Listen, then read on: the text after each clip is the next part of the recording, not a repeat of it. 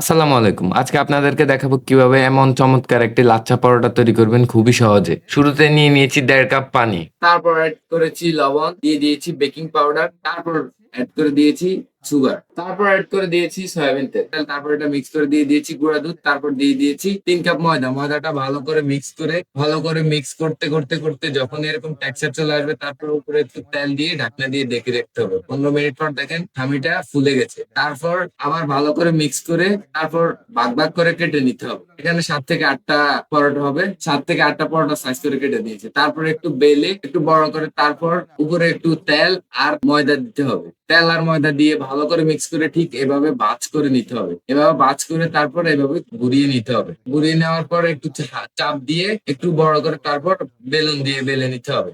তাহলে তৈরি হয়ে যাবে চমৎকার ভাবে লাচ্চা পরোটা, অর্থাৎ যেটাকে প্যাঁচ পরোটা বলা হয়। তারপর একটা পাইপেনে দিতে হবে, তেল না দিয়ে একটু ভেজে লাল করে তারপর হালকা তেল দিয়ে ভালো করে ভেজে নিলেই তৈরি হয়ে যাবে খুবই চমৎকার লাচ্ছা পরোটা। দেখছেন লেয়ার গুলা আলাদা হয়ে যাচ্ছে। অবশ্যই বাসায় একদিন ট্রাই করবে।